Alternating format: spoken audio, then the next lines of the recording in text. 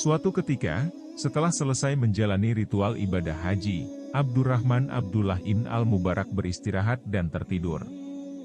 Dalam tidurnya ia bermimpi melihat dua malaikat yang turun dari langit, dan mendengar percakapan keduanya.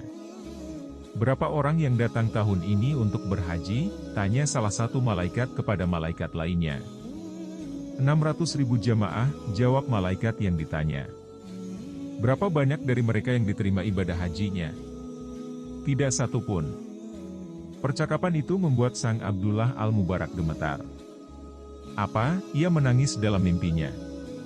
Semua orang-orang ini telah datang dari belahan bumi yang jauh, dengan kesulitan yang besar dan keletihan di sepanjang perjalanan, berkelana menyusuri padang pasir yang luas, dan semua usaha mereka menjadi sia-sia. Pikirnya. Sambil gemetar, ia melanjutkan mendengar percakapan kedua malaikat itu. Namun ada seseorang, yang meskipun tidak datang menunaikan ibadah haji, akan tetapi ibadah hajinya diterima dan seluruh dosanya telah diampuni. Berkat dia seluruh ibadah haji mereka diterima oleh Allah. Kenapa bisa begitu? Itu kehendak Allah. Siapa orang tersebut? Ali bin al-Muwaffaq, tukang sol sepatu di kota Damasik, Damaskus. Mendengar ucapan itu, Abdullah al-Mubarak pun langsung terbangun dari tidurnya. Sepulang haji, ia tak langsung pulang menuju rumah, akan tetapi langsung menuju kota Damaskus, Syria. Hatinya terus bergetar dan bertanya-tanya. Sesampai di sana, ia langsung mencari sang tukang sol sepatu yang disebut malaikat dalam mimpinya.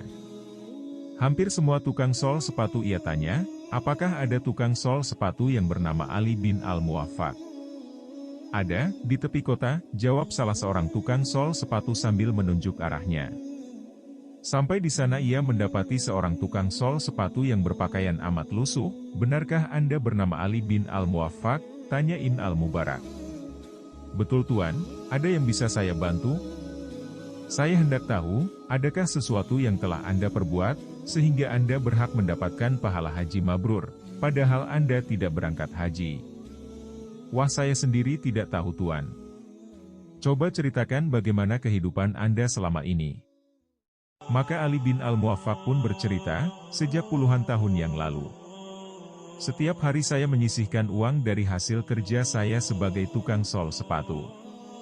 Sedikit demi sedikit saya kumpulkan, hingga akhirnya pada tahun ini, saya memiliki 350 dirham, cukup untuk saya berhaji, saya sudah siap berhaji.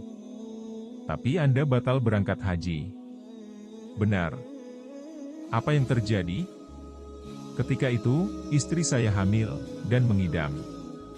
Waktu saya hendak berangkat, saat itu dia ngidam berat. Suamiku, adakah engkau mencium bau masakan yang nikmat ini? Iya, sayang. Cobalah kau cari, siapakah yang masak sehingga baunya begitu nikmat. Mintalah sedikit untukku, pintanya. Kemudian saya pun mencari sumber bau masakan itu. Ternyata berasal dari gubuk yang hampir runtuh. Di situ ada seorang janda dan 6 anaknya. Saya mengatakan kepadanya bahwa istri saya ingin masakan yang ia masak, meskipun sedikit. Janda itu diam saja memandang saya, sehingga saya mengulangi perkataan saya, ungkap Ali bin al-Muwaffaq. Akhirnya dengan perlahan ia mengatakan, tidak boleh, Tuan.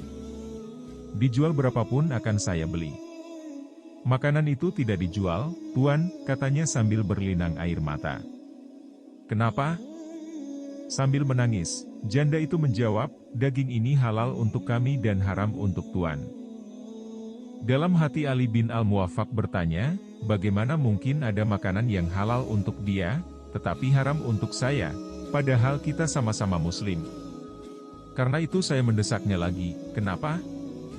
Sudah beberapa hari ini kami tidak makan. Di rumah sama sekali tak ada makanan. Hari ini kami melihat keledai mati, lalu kami ambil sebagian dagingnya untuk kami masak, dan kami makan, dengan sesenggukan janda itu menjelaskan. Mendengar ucapan tersebut, saya menangis, kemudian kembali pulang. Aku ceritakan perihal kejadian itu pada istriku, ia pun menangis.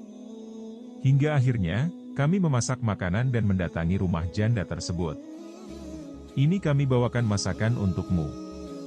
Uang peruntukan haji sebesar 350 dirham pun saya berikan pada mereka. Pakailah uang ini untukmu sekeluarga. Gunakanlah untuk usaha, agar engkau tidak kelaparan lagi. Mendengar cerita tersebut, Abdullah Al-Mubarak pun tak bisa menahan air matanya.